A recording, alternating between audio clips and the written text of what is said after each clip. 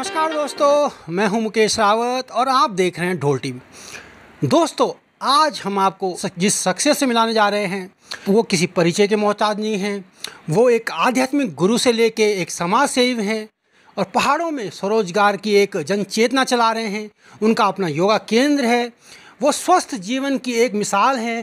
तो दोस्तों, आज हम आपको मिलाने जा रहे हैं आचार्य विपिन जोशी जी से, जो देहरादून में टपकेश्वर मंदिर के पास जिनका अपना निवास है और कौलागढ़ में इनका एक बहुत ही बेहतरीन योगा केंद्र है। जी, ढोल टीवी के समस्त सुधी दर्शकों को मेरा सादर प्रणाम और बहुत बहुत शुभकामनाएं। हमें अपने सफ़र के बारे में बताइए, कैसे आपने ये शुरुआत की, अपने थोड़ा ग्रास रूट लेवल से हमें बताइए हमारे दर्शकों को। देखिए, मेरा जन्म नैनीताल ज़िले में सुदूर पहाड़पानी गांव में हुआ और प्राथमिक शिक्षा मैंने भी गांव के स्कूल में ही प्राप्त की। और एक टीस थी, एक कसक है कि अपने राज्य के लिए कुछ करने की इच्छा और चाहत है। और विगत 30 सालों से छोटे छोटे प्रयास, विशेषकर जो बच्चे स्वरोजगार के लिए या जो भी प्रतिभाएं हैं उनको प्रोत्साहित करने में जो है बड़ा आनंद भी मिलता है और लगता है कि जो जीवन का उद्देश्य है वो उद्देश्य कहीं ना कहीं कुछ प्रतिशत करने में हम सफल रहे हैं। मेरा मानना ये है कि जो देवभूमि उत्तराखंड है, यहाँ से दो चीज़ें आजकल आपने देखा होगा बड़े प्रचलित शब्द हैं, पलायन और रिवर्स पलायन। पलायन, मेरा मानना ये है, अभी हमारे राज्य से 5 बेटियां जो है आईएएस में निकली हैं। निश्चित रूप से वो पलायन करेंगी। हमारे राज्य से बड़े बड़े सैन्य अधिकारी निकलते हैं, दूसरे कई बड़ी बड़ी कंपनीज में सीईओ वगैरह और दूसरे बड़े बड़े वैज्ञानिक, और खेल के क्षेत्र में, संगीत के क्षेत्र में और दूसरी प्रतिभाएं निकलती हैं। निश्चित रूप से वो पलायन करेंगी और पलायन उनको करना भी चाहिए, तभी आगे विकास होगा। लेकिन मुझे वो पलायन कटोसता है जिसके कारण मुझे पीड़ा होती है जब मैं देखता हूँ 5-5, 7-7 हज़ार की नौकरी में और एक 8-8, 10-10 लोगों का परिवार, मान लीजिए देहरादून में या दिल्ली में या मुंबई में, दूसरी जगहों पे जो है वो पता नहीं कैसा नारकी जीवन जी रहा है। जिनके पास पहाड़ों में पर्याप्त ज़मीनें हैं, उनके घर बंजर पड़े हैं, उनकी ज़मीनें बंजर पड़ी हैं।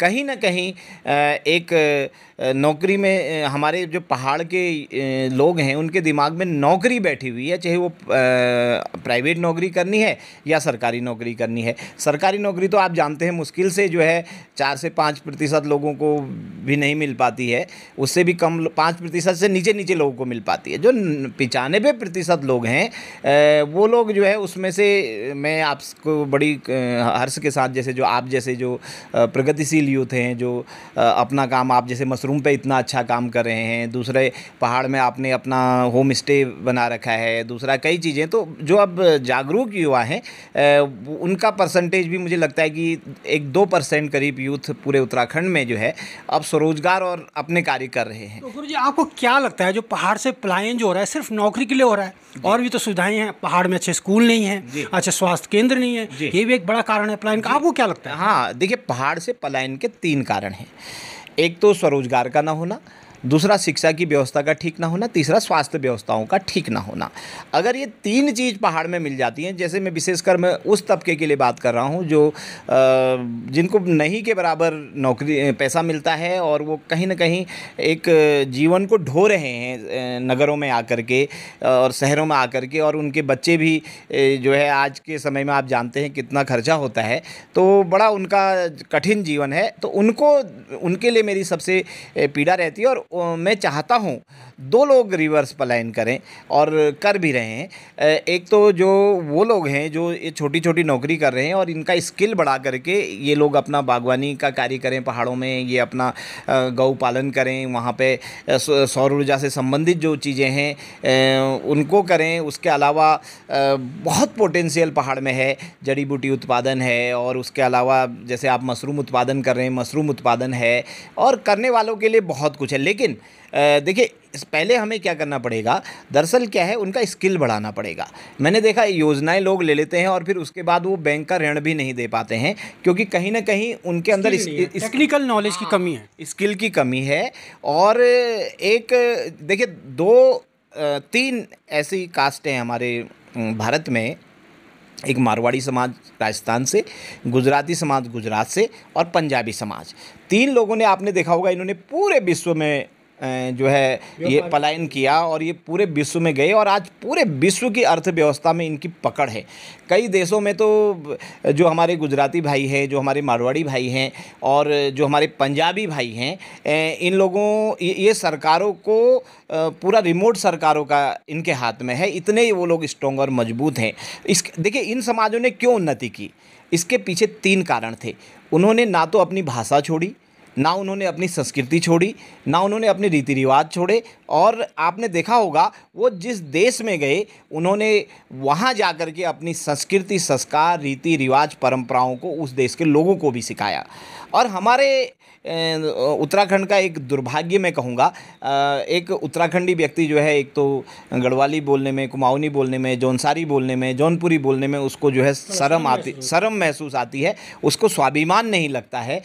मैक्सिमम लोगों के लिए मैं कह रहा हूँ, अगर जब तक हमें अपनी भाषा, अपनी परंपराओं, अपने रीति रिवाज, अपने खान पान और जो भी हमारा इतना समृद्ध पहाड़ है, मैं अभी हमने योग का एक बड़ा कार्यक्रम किया था, तो वहाँ पे माननीय वित्त मंत्री जी पधारे थे, तो कह रहे थे मैं अपनी धर्मपत्नी के साथ स्विट्ज़रलैंड गया, तो मैंने उससे कहा क्या है स्विट्ज़रलैंड में, कुछ भी नहीं, हमारा उत्तराखंड तो पूरा जो है इससे भी ज़्यादा प्राकृतिक स्थान है। मैंने मंत्री जी को बताया, मंत्री जी चाहे वो स्विट्ज़रलैंड हो, चाहे यूरोपीय देश हो या इंग्लैंड हो, जितने भी विदेशी धरती है वहाँ पे उन लोगों से हमें इन चीज़ों से प्रेरणा लेनी चाहिए, क्योंकि उन्होंने अपनी नदियों को साफ रखा है, अपने वनों को सुरक्षित रखा है, उन्होंने पर्यावरण का जो पूरा ध्यान दिया है, वो तो हमें उनसे सीखना है। लेकिन जो स्पिरिचुअलिटी, जो यहाँ पे जो आध्यात्मिक स्पंदन है, जो यहाँ पे जितना मतलब जो है इतना प्रकृति ने हमें दिया है, 70% हमारे पास वनाच्छादित प्रदेश हैं, हमारे पास 7-8 हज़ार से ज़्यादा पुरातत्व महत्व के स्थान यहाँ पर हैं, 4 धाम हमारे पास हैं, पवित्र गंगा और यमुना जैसी नदियाँ, जिनमें जो पूरे देश को जो है यहाँ से लेकर के यमुना जी दिल्ली तक और गंगा जी गंगा सागर तक जो है लोगों को जीवन दे रही हैं, बिना किसी भेदभाव के सभी को जो है जीवन दे रही हैं। तो ये सब चीज़ें हमारे पास हैं, हमारे पास ये उद्गम स्थल है, हमारे पास जो यहाँ पे 4 धाम, जो पूरे भारत के 4 धाम हैं, उसमें से प्रमुख धाम जो बद्रीनाथ हमारे पास है, जो है आपका सदियों का धाम है, वो हमारे पास है। केदारनाथ क्या दिव्य और क्या भव्य हमारे पास स्थान है, माँ गंगोत्री यमुनोत्री जैसे हमारे पास धाम हैं। उसके अलावा अगर आप देखें इधर हम जौनसार की तरफ बढ़ जाएं, क्या जौनसार की संस्कृति, संस्कार, रीति रिवाज, परंपराएं। तो गुरुजी थोड़ा बात कर लेते हैं, आप एक योगाचार्य भी हैं, आपने अपना एक इंस्टीट्यूट भी खोला है, थोड़ा बात कर लीजिए कोविड काल में, कोविड काल से पहले का उत्तराखंड और कोविड काल के बाद का उत्तराखंड, कितना चेंज दिखता है आपको उत्तराखंड में? क्योंकि अब लोग योगा का महत्व, खान पान का महत्व समझने लगे, तो आपको क्या लगता है योगा का कितना महत्व है हमारे उत्तराखंड में, हमारे जीवन में? क्योंकि आप एक बहुत बड़े योग गुरु भी हैं, आप दुनिया भर में घूमते हैं, अपना योगा का आप करते हैं, तो क्या लगता है आपको योगा कितना महत्व, कि योगा एक टूरिज्म के लिए डेवलप हो सकता है, टूरिज्म की तरह डेवलप हो सकता है हमारे उत्तराखंड में? मुकेश जी, बहुत अच्छा आपका प्रश्न है। हम इसी काम में लगे हुए हैं। हम चाहते हैं उत्तराखंड के गाँवों को योग और आयुर्वेद ग्राम के रूप में विकसित किया जाए। अभी मैं देख रहा था, अभी जौनपुर का एक फ़ोटो मेरे पास काफ़ी 5-6 महीने से एक तैर रहा है, एक प्रधान जी ने वहाँ पे जो बहुत बड़ा होम स्टे बना रखा है, और भी कई लोगों ने होम स्टे बना रखे हैं। उन होम स्टे में देखो, वन टाइम इन्वेस्टमेंट हो गया, लोगों ने बड़ा खर्चा किया, लेकिन हम पर्यटक को कैसे लाएँ? आपने एक चीज़ देखा होगा, लोग होम स्टे भी बना लेते हैं, दूसरी व्यवस्थाएं भी बन जाती हैं, तो उन जगहों पे लोग आएंगे, वहाँ पे योग के लिए आ सकते हैं, ध्यान के लिए आ सकते हैं, वहाँ पे आयुर्वेदिक उपचार के लिए आ सकते हैं। अगर हम उत्तराखंड के गाँवों को योग और आयुर्वेद ग्राम के रूप में विकसित करें, यानी जितने ये होम स्टे या जो लोग प्रखर बुद्धि के लोग हैं, या जिन्होंने बहुत सुंदर बगीचे तैयार किए हैं, एक जो विलेज टूरिज्म है, एक जो ग्रामीण टूरिज्म है, उसको विकसित करके, और उसमें भी जब तक हम उसमें स्पिरिचुअल टच नहीं देंगे, क्योंकि हम नहीं चाहते कि मेरे उत्तराखंड के गांव जो है कल को नशेड़ियों का अड्डा बने, कल को पार्टी करने का अड्डा बन जाए। लोग बाहर से वही जो हो हल्ला आपने देखा होगा ऋषिकेश में और आपके नीलकंठ में, हरियाणा के लड़के हैं, वो गाड़ी के ऊपर बैठ के फिर आकर के वो हमारे गाँव में आने लगें और हमारे यूथ को भी बिगाड़ जाएँ, और यहाँ पे फिर ये तो फिर बेकार हो जाएगा। हमें एक सेलेक्टेड ऐसे पर्यटक को या ऐसे तीर्थ यात्री को अपने उत्तराखंड के गाँव में लाना पड़ेगा, जो चिंतक हैं और जो आज आपने देखा होगा ये अब ये शहरी व्यवस्था से उकता गए हैं, क्योंकि देखो हरिद्वार पूरा फुल हो गया, ऋषिकेश पूरा फुल हो गया, और जो मॉडर्न से थोड़ा सा हट के जिन्होंने सब देख लिया वो गाँव की तरफ मुड़ना चाहते हैं। तो आपके कहने का मतलब है जो आने वाला समय हमारे पहाड़ का है, पहाड़ का समय है, अगर सरकारें इस पे ध्यान दें। देखो हो क्या रहा है, क्योंकि मैं भी बहुत बारीकी से सरकारों को भी मैंने देखा है, और अधिकांश अभी तक जितने मुख्यमंत्री रहे, दूसरे लोग रहे, उनसे भी बहुत नज़दीकी संबंध रहे, और घर पे भी आना जाना रहा, मंदिर पे लोगों का। तो मैंने ये देखा असल में क्या है, अभी तक मैक्सिमम काम फोटो सेशन का हो रहा है। मतलब जमीन पे अभी उतना काम नहीं हो पाया सरकारों द्वारा, कोई भी मुख्यमंत्री रहा हो जमीन पे वो नहीं डाइवर्ट नहीं हो पाया वो काम। लेकिन यहाँ पे मैं मुख्यमंत्रियों से या सरकारों से ज़्यादा दोष मैं अपने लोगों को दूंगा, क्योंकि देखो माँ भी बच्चे को दूध कब पिलाती है, जब बच्चा रोता है। तो आपने देखा होगा, जैसा मैंने आपको बताया, अभी मैं बात कर रहा था मारवाड़ी समाज की, गुजराती समाज की, पंजाबी समाज की, इन्होंने इंडिविजुअल उन्नति करके जो है इन्होंने अपने जो बड़े बड़े साम्राज्य खड़े किए अपने बलबूते पे किए, इन्होंने अपने व्यवसाय खड़े किए अपने बलबूते पे खड़े किए। तो हम लोगों को इनसे सीख ले करके, क्योंकि देखो कहते हैं ना, अच्छी बातें जो है कहीं से भी लेनी चाहिए, और बुराई अपने पिता के अंदर भी है, अपने किसी वरिष्ठ व्यक्ति के अंदर भी, उसको छोड़ना चाहिए। तो गुरुजी थोड़ा हम बात कर लेते हैं कंपैरिजन।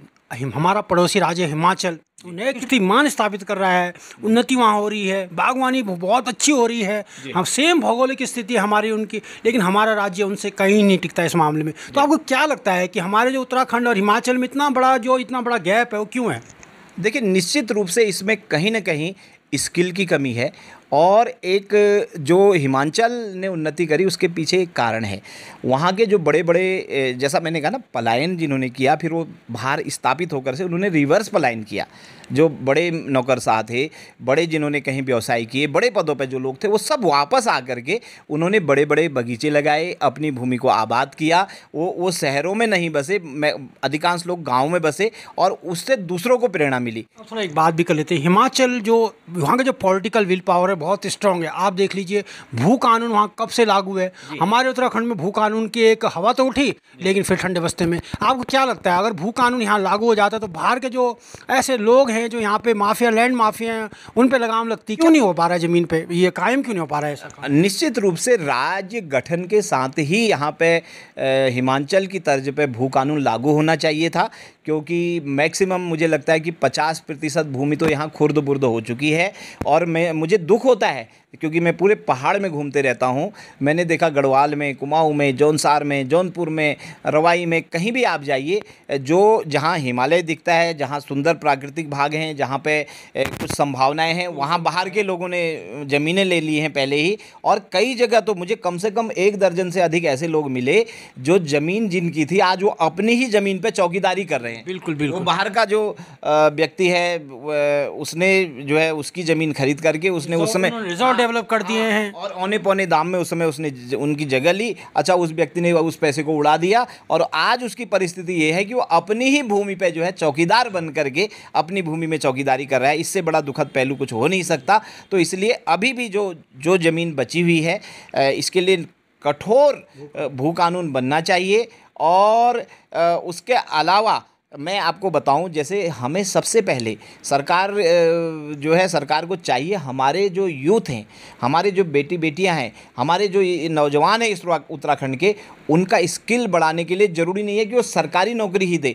उनको बागवानी का प्रशिक्षण दिया जाए, उन्हें सौर ऊर्जा का प्रशिक्षण दिया जाए, उनको मधुमक्खी पालन का प्रशिक्षण दिया जाए, और उनको जो है जितनी भी पहाड़ में अपार संभावनाएं हैं, जड़ी बूटी उत्पादन, जैसा मैंने आपका योग का बताया, जो हमारे योग बेरोजगार हैं, इनको जो है, सबके गांव हैं, सबके गांव बंजर पड़े हुए हैं, इनको अपने अपने गांव में ही जो है योग केंद्र स्थापित करने के लिए वहां पे एक अनुकूल माहौल बना करके उनको होम स्टे की योजना से जोड़ करके उसके लिए एक, क्योंकि देखो सरकार का काम क्या है, सरकार एक प्लेटफॉर्म बनाए अच्छा सा, और यूथ के अंदर थोड़ा सा इच्छा शक्ति हो, क्योंकि ये जो शहरों का आकर्षण है ना, जब तक ये शहरों का आकर्षण हमारे दिमाग से नहीं जाएगा, चाहे वो देहरादून का आकर्षण हो, चाहे वो श्रीनगर का आकर्षण हो, चाहे वो कोटद्वार का आकर्षण हो, या हल्द्वानी का आकर्षण हो, या उधर आपका अगर हम और कुमाऊं की तरफ जाएं, अल्मोड़े या पिथौरागढ़ का आकर्षण हो, जब तक हम इंटीरियर में नहीं जाएंगे। आपने देखा होगा जो विदेशों में है, विदेशों में जो किसान है किसान अब समृद्ध है, किसान के पास जो है आम नौकरी करने वाले से ज़्यादा सुख सुविधाएं हैं, तो वो गर्व से कहते हैं कि हम फार्मर हैं। और आपने देखा होगा विदेशों में वो कितने, क्योंकि विधिवत और आज की टेक्निक से वो जो है खेती कर रहे हैं, समृद्ध हैं। और हमारे वहाँ मैं कई बार, मेरे पास कई बच्चे मिलने आते हैं, मैं पूछता हूँ बेटा पिता क्या करते हैं, तो बड़े मरे मन से या खेती बाड़ी को इतना छोटा, निम्न या छोटा बना दिया गया है। जबकि देखो हमारे भारत में दो परंपराएं थी, एक कृषि परंपरा, एक ऋषि परंपरा। कृषि परंपरा में किसान क्या करता था, वो खेती करता था। ऋषि परंपरा में ऋषि ज्ञान बांटते थे, उसके अलावा कोई तकनीक नहीं थी। तो थोड़ा गुरुजी ये भी बताइए हमें कि हमारे प्रदेश के जो यशस्वी मुख्यमंत्री हैं, युवा सोच वाले मुख्यमंत्री, आपको कितनी उम्मीद है पुष्कर धामी जी से? वो युवाओं के लिए कितना अच्छा कर सकते हैं, कर रहे हैं? ग्राउंड पे भी हमने देखा, बहुत कोशिश कर रहे हैं, दिन रात लगे रहते हैं। तो आपको क्या लगता है कि आने वाले 4 सालों में, 5 सालों में हमारा उत्तराखंड कितना उन्नत हो सकता है, कितना यहाँ पलायन रुक सकता है? निश्चित रूप से देखिए, जो पुष्कर सिंह धामी जी हमारे जो यशस्वी मुख्यमंत्री अभी हैं, उन्होंने एक अच्छी शुरुआत की है। और निश्चित रूप से उन्होंने अभी तक जितने भी 2-4 निर्णय जो उनके हैं, जो काफ़ी काबिल मतलब उसकी जो है सराहना होनी चाहिए। चाहे उन्होंने जो है, आपने देखा होगा यहाँ पे नकल माफिया और दूसरे जो नौकरी माफिया का एक जो तंत्र था, उस तंत्र को उन्होंने उसकी कमर तोड़ी है। और बहुत से लोग आपने देखा होगा जेल में हैं, बहुत से लोगों की जांच चल रही है। और भ्रष्टाचार जो उत्तराखंड की जड़ों में घुस गया था, उसको भी वो ख़त्म करने के लिए लगे हैं। अभी मैं कल परसों भी समाचार में पढ़ा था कि उन्होंने 4-5 लोगों को जो है उसमें कुछ को निलंबित किया है, किसी के विरुद्ध जांच हो रही है। उसके अलावा अभी ये जो यहाँ की जो डेमोग्राफी पूरी चेंज हो रही थी, और बाहर से लोग आकर के जो है, अभी आपने देखा होगा पुरोला में किस प्रकार का, पूरा उत्तरकाशी ज़िले में पूरा माहौल जो है एक तनावपूर्ण रहा। हालांकि उसको एक दूसरा स्वरूप देने की कोशिश की गई, और कहीं ना कहीं स्थानीय लोगों की भावनाओं को भी दबाने की कोशिश की गई।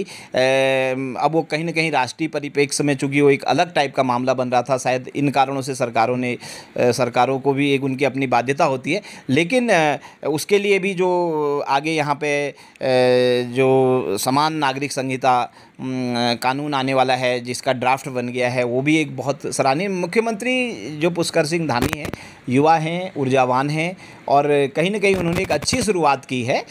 तो मैं उनको बहुत मंगल कामनाएं और शुभकामनाएं भी देता हूं।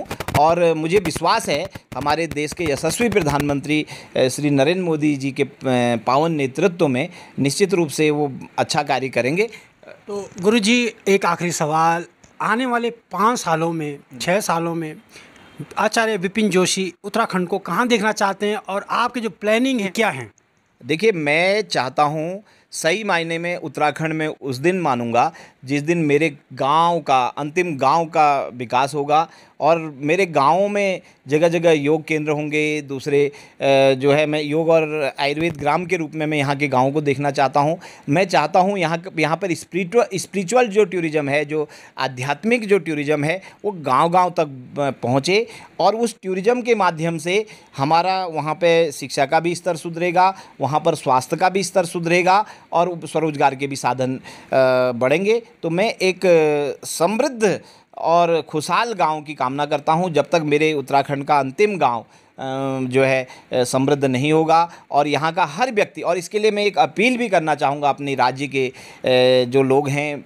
देखिए, हम लोग हर जगह हम अधिकारों की बात करते हैं, सरकारों ने क्या किया, सरकारें क्या कर रही हैं। देखो, सरकारें अगर आपके अंदर काबिलियत होगी, आपके अंदर योग्यता होगी, आप इस राज्य को संवार सकते हैं। आपको दिमाग से नौकरी वाला कॉन्सेप्ट निकाल करके, नौकरी में तो 2-3% लोग, आपको नौकरी देने वाला बनना है। हाँ, आपको अपने स्वरोजगार करने हैं, आपको मालिक, हम आपको नौकर नहीं चाहते, हम चाहते हैं आप मालिक बने, और कम से कम 20-20, 25-25 लोगों को जो है हमारे यहाँ के यूथ रोजगार दें। तो तभी सही मायने में उत्तराखंड का सही विकास होगा। और मैं चाहता हूँ जैसे अभी 25 साल का जब उत्तराखंड हो, और इस बीच हम इतनी अच्छी फाउंडेशन इस राज्य की रख दें, यहाँ के हर गांव में जो है स्वरोजगार के साधन और क्योंकि देखिए बहुत से सक्षम लोग हैं, जो हमारे प्रवासी उत्तराखंडी, उनसे मैं अनुरोध करना चाहूँगा, जो लोग विदेशों में बसे हुए हैं अथवा मुंबई, दिल्ली, बंगलौर, दूसरे महानगरों में रहते हैं और सक्षम हैं, जो सक्षम हैं वो यहाँ पे स्कूल की एक चेन स्थापित करें, स्वरोजगारों की एक चेन स्थापित करें, स्वास्थ्य की छोटे छोटे चिकित्सालय यहाँ पे खोलें, उसके अलावा मोबाइल चिकित्सालय की व्यवस्था पहाड़ों में की जाए। क्योंकि पहाड़ों में मैं देखता हूँ, जब मुझे बड़ा दुख होता है, जब सैकड़ों माताएं बहनें हर साल कोई पहाड़ों से गिर के किसी डिलीवरी के समय या कोई और दूसरी दुर्घटनाओं में जब उनकी मौत देहरादून लाते हुए या दूर जहाँ भी स्वास्थ्य सुविधाएं हैं वहाँ लाते हुए उनकी मौत हो जाती है, तो बड़ा दुख होता है। तो मैं चाहता हूँ स्वास्थ्य सुविधा और स्वरोजगार की सुविधाएं और शिक्षा की सुविधाएं, ये तीनों पहाड़ पे मिलें और बड़े बड़े बड़े बहुत बड़े स्तर पर जो है शहरों से पलायन हो, रिवर्स पलायन हो। तो धन्यवाद आपका, आपने हमारे इतना अपना कीमती समय हमारे चैनल के लिए निकाला और अपने इतने बढ़िया आपने व्यूज़ उत्तराखंड के प्रति, लोगों का क्या रवैया है, क्या है, सब आपने दिया। बहुत बहुत धन्यवाद आपका। तो दोस्तों, ये थे आचार्य विपिन जोशी जी, जो उत्तराखंड को बहुत ही करीब से जानते हैं, ग्रास रूट लेवल पे यहाँ काम करते हैं, आध्यात्मिक गुरु हैं, योग गुरु हैं और समाज सेवी भी हैं। पहाड़ के अंतिम छोर तक यात्रा करते हैं और पहाड़ के दर्द को नज़दीक से जानते हैं। दोस्तों, इन्होंने अपनी राय रखी, पलायन कैसे रुके, हमारे प्रदेश में कैसी योजनाएं होनी चाहिए, ये इन्होंने अपनी राय बेबाकी से रखी। दोस्तों, आज के लिए इतना ही। फिर हम कल किसी नई रिपोर्ट के साथ आपके सामने पेश होंगे। धन्यवाद।